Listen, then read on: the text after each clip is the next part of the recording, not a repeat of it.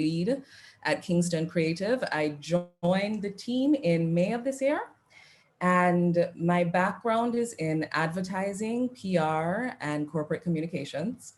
I lived in the States for a while. I worked at Viacom and BET. After doing advertising in Jamaica, I moved to New York, and I was at Viacom, MTV, and BET for around 10 years.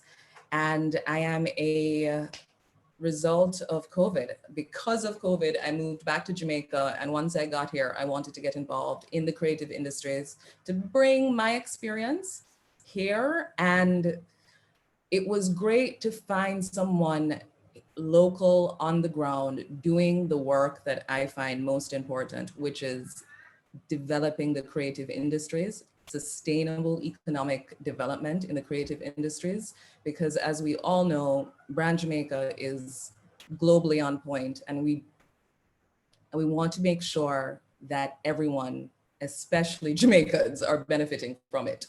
So I decided to work with Kingston Creative because I was excited about the stuff that we've been doing.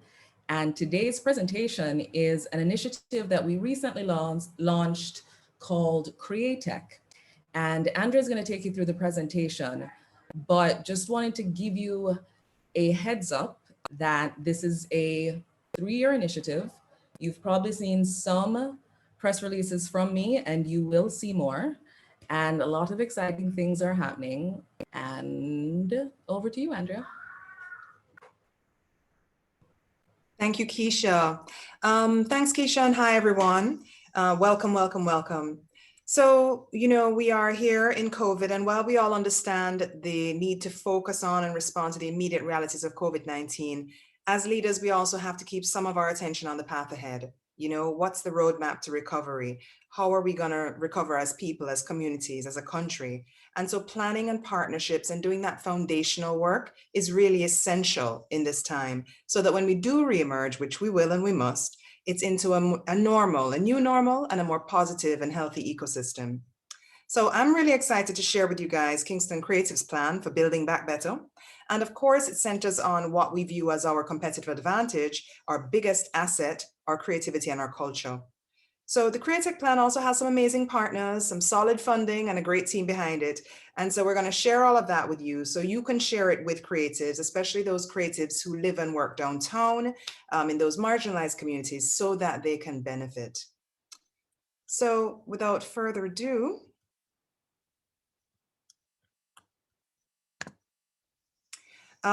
today, going to talk about CreaTech, as I said, the definition of what it is, talk about our partners, describe the projects, and the measures of success. What's the impact we want to have in 3 years? And what does success look like for the creative industries post-COVID? And of course, we want to get your questions as well. So CreaTech, the definition, is where creativity meets technology. It's the bringing together of creative skills and emerging technologies to create new ways of engaging audiences and inspiring business growth and investment.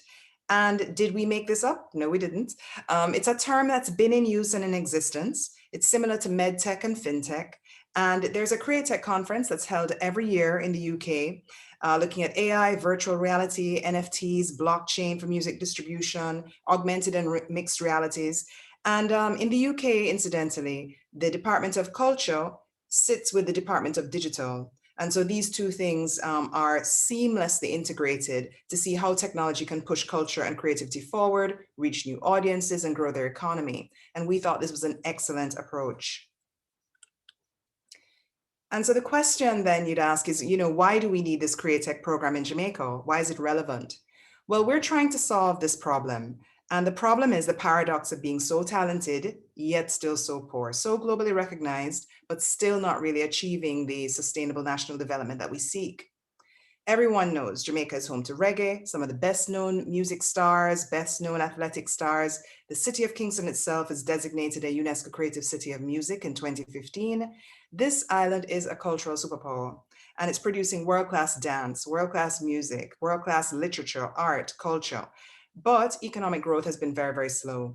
We struggle with the high growth, the high debt, the low growth, the unemployment, poverty and crime.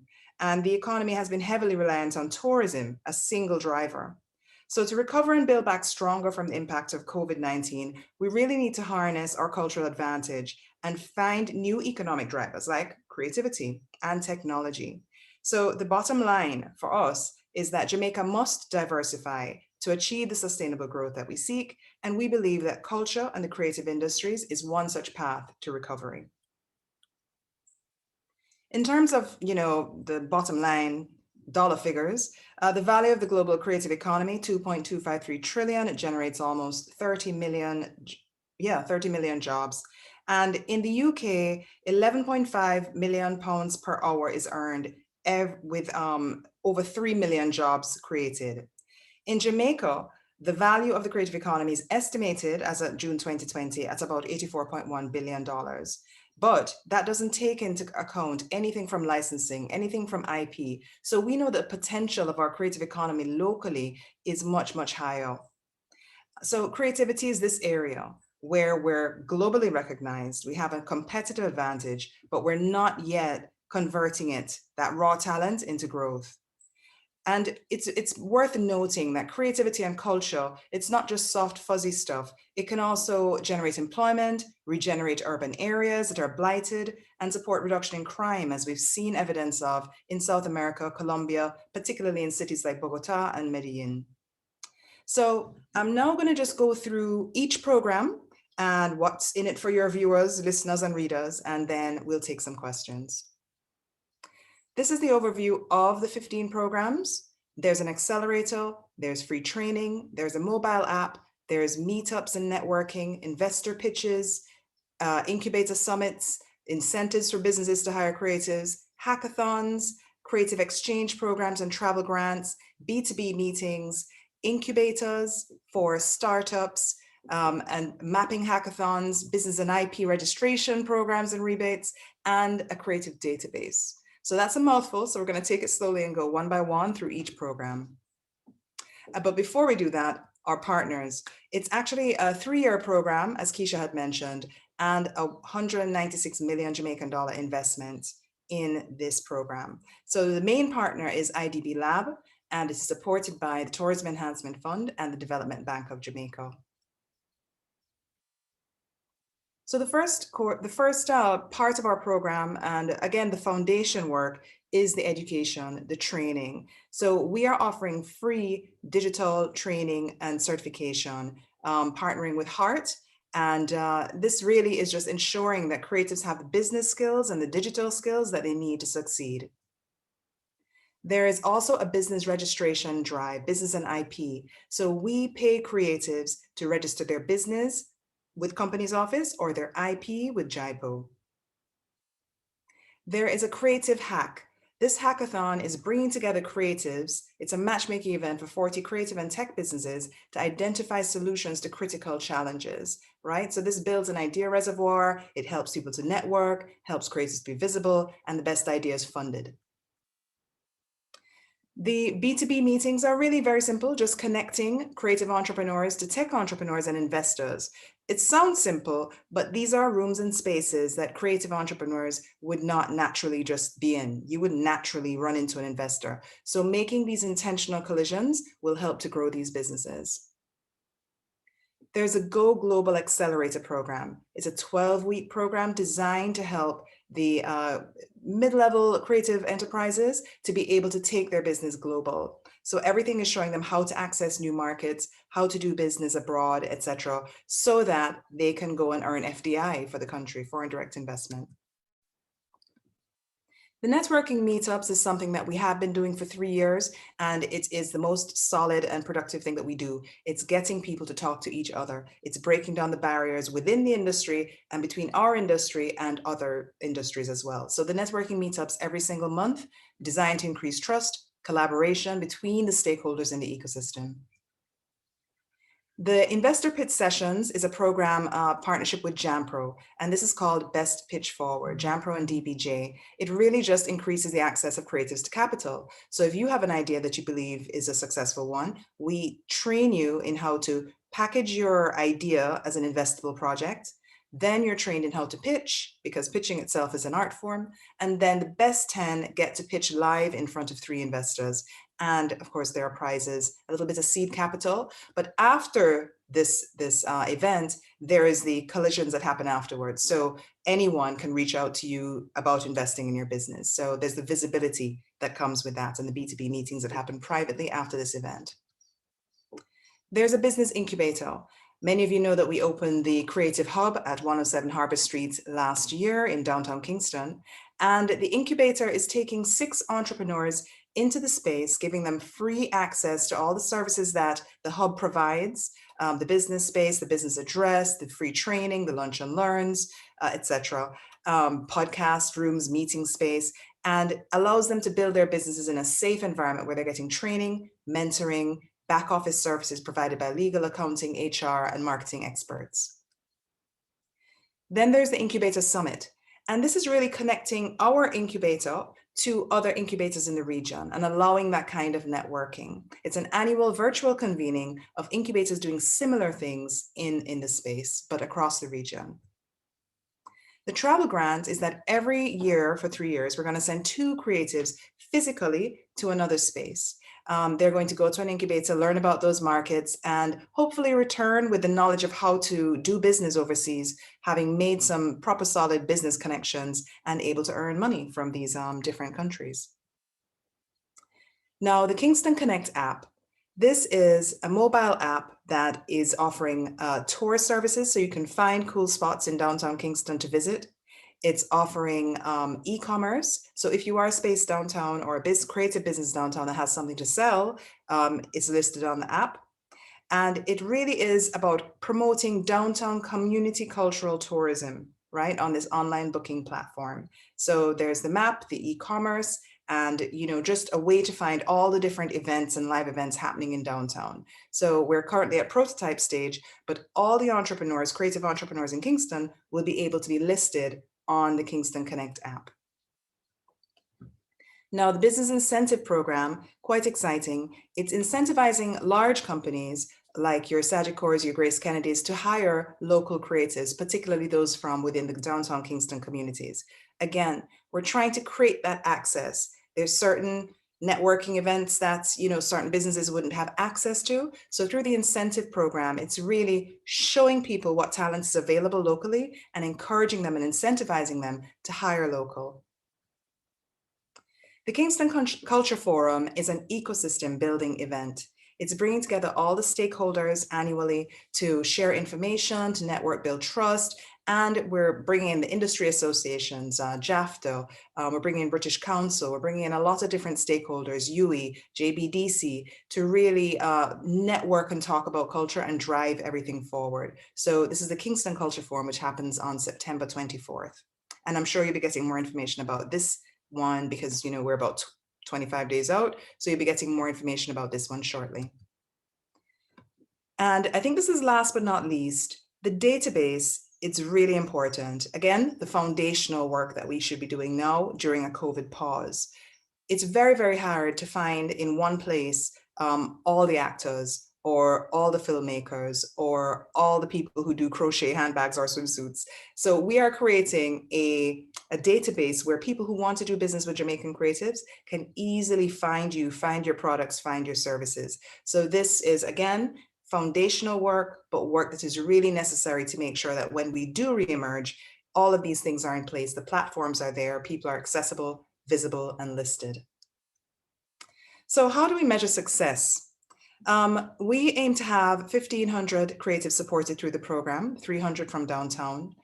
Our goal is over 3 years to have 20% of these businesses integrating tech into their business. We also want 10% of them to be doing business overseas, having gained access to new markets. We want to be partnering with 3 international incubators and all of the links and advantages that brings to our local entrepreneurs. We want to have 120 different creative and tech participants in our hackathons. We want 120 different companies listed on our e-commerce platform with sales of $100K US coming through that e-commerce platform over the 3-year period. And in terms of creatives listed on the map, we want at least 50 locations that are on the app, searchable by all of the thousands of people who are coming in through the cruise ships, which will resume in short order. Yeah. So this is our measures of success. The program runs from 2021 through 2023. In terms of the team behind it, it's worth noting that we have a steering committee that ranges from artists to people in tourism, to people, academics, people from JAMPRO, tech experts. We have people from the business sector, but also the business sector, downtown business sector, people who own properties downtown. Development Bank of Jamaica is on board. The IOJ, which is the Institute of Jamaica, a division of the Ministry of Culture, is also on the steering committee. We also have social enterprises that operate in downtown, like Life Yard. They are also on the committee, as well as Boys Town Foundation, that's been there for over 100 years.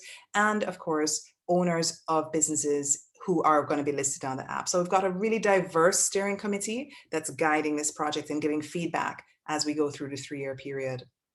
In terms of our internal team, a lot of them are on the call today, and you can see their names here. They're all awesome, take my word for it. And yeah, so we've got a good solid team that's working really hard to deliver this program over the 3 years.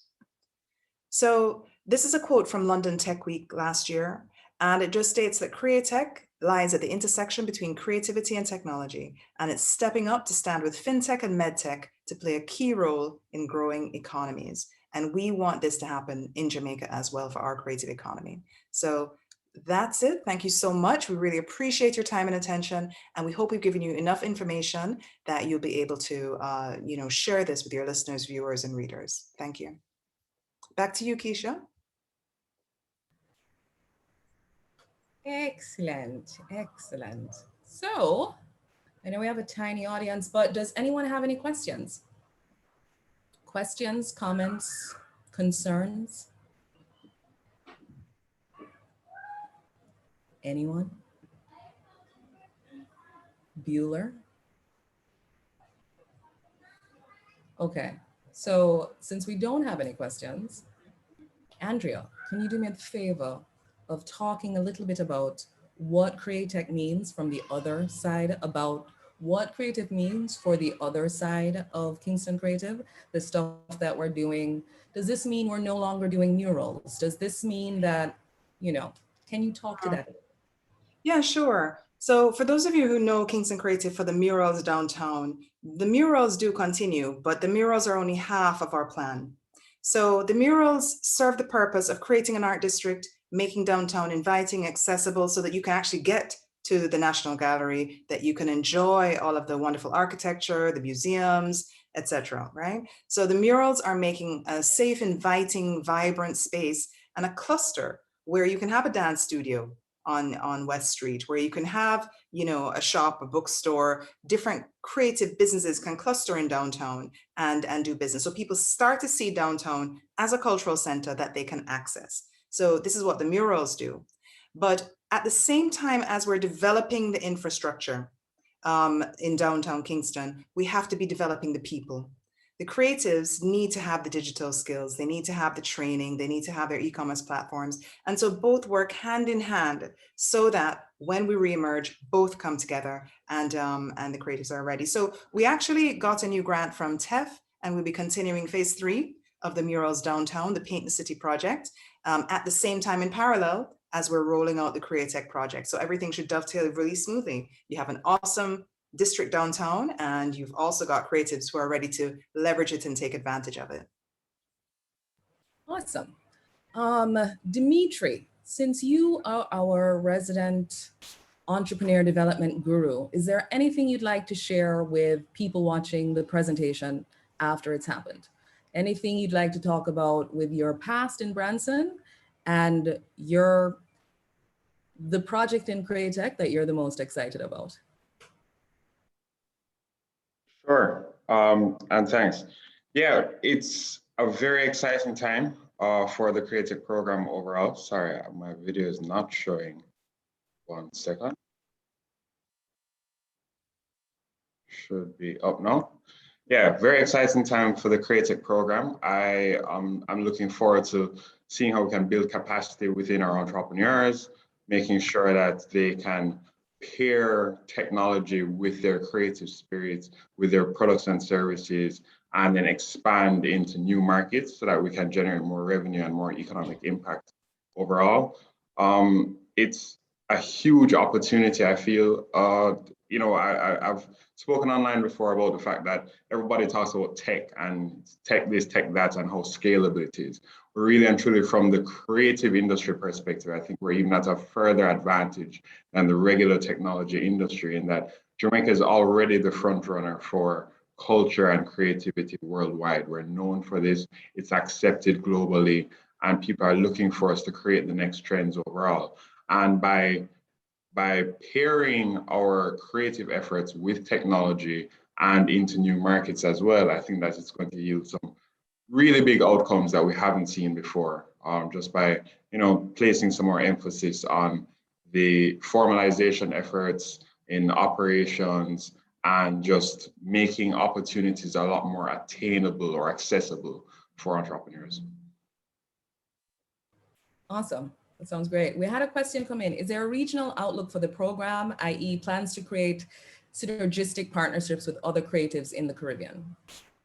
Andrea asked that, but both of you actually could probably answer that one. Yeah, so I can speak to how we have been collaborating with the Caribbean.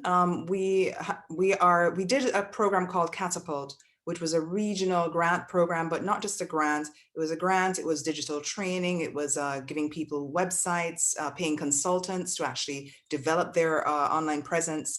So Catapult was a COVID response project. It was about $47 million. And there's going to be a Catapult phase 2 that we are now planning with Open Society Foundations. And so that is Caribbean wide. That hit about 1,235 individuals across the Caribbean, creatives across the Caribbean in 26 countries, I believe.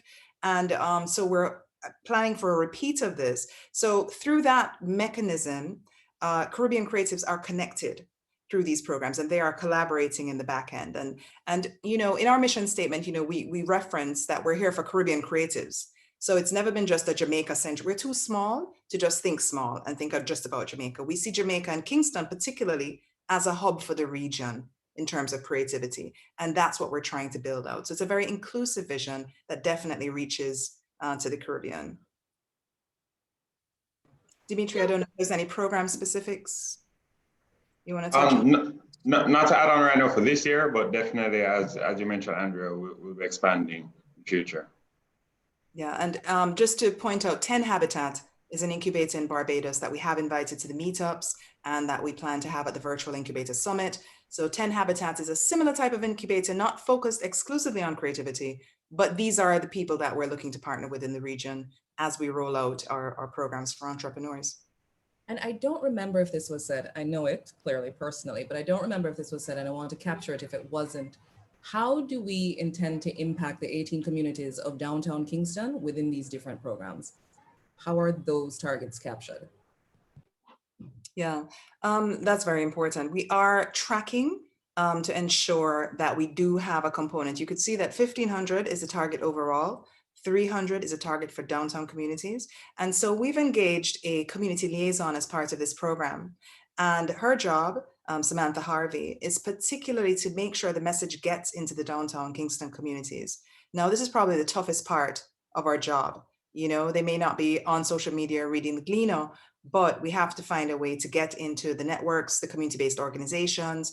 And so we've done a lot of groundwork in terms of that before, in terms of the art walk and so forth, and having art walks in different communities. And so we plan to continue this and accelerate it with the help of Samantha, our community liaison, to ensure that we have downtown Kingston representation. But it's a different communication mechanism. It's not as simple as just putting a post on Twitter. It's a very deliberate thing if you want creatives from the community to be a part of what we're doing. So this is where I think the media's help is super important, because we would love the Star to publicize a lot of these things, because at the end of the day, we don't want there to be amazing dance groups in downtown who could have benefited, could have registered their dance move, could have registered their business or their group and just didn't know. So that's why we really want, Loop and Trend and everybody else on here to be sending out the messages as much as they can. I'm soon call upon you, Kadim. Excellent. Is there anything else that I have missed or anything else we want to add on? Let the people know.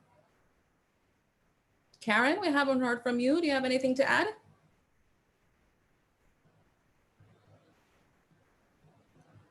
Just a brief introduction. Can't hear you, my love. Technology and me. Good afternoon, everyone. My name is Karen Hutchinson, and I am working on CreaTech as the project manager. The only thing I would probably want to add is, and it's just underscoring something that has been said already, which is that one of the key components of the CreaTech program is the immense amount of training that we're actually providing to the creatives. And this happens in a number of ways. So we have training through the digital training courses. Our lineup includes things like social media, digital marketing, pricing your talent, branding and communication. And this will be done through a partnership with Heart. But of course, the other programs have training elements wrapped in as well. And of course, all of this is being done in order to ensure that creatives are actually able to level up and go to the next stratosphere in order to grow their businesses. So that would just be the additional thing that I would just like to underscore as part of this program. Excellent, thank you. Does anyone have a question? Any additional questions? Okay, I think we don't have any questions. And since it is a lockdown day, we're gonna let you guys go. Want to make sure that everyone realizes, so I'm going to be sending out this presentation to my media list. I am also going to make sure that this video is available on our social media platforms. If not the video on our platforms, at least a link to the video on our platform so we can recap.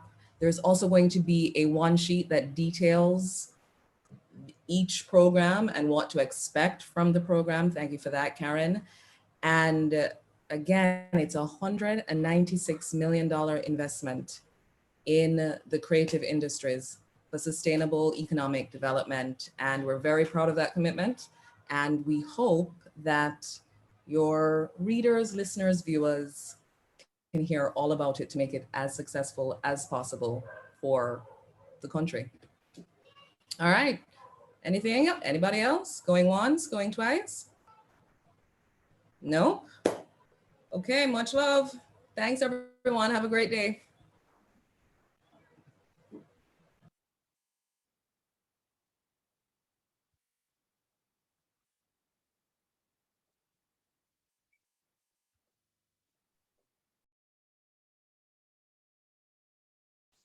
Oh, Sanjay had his hand up. Sanjay?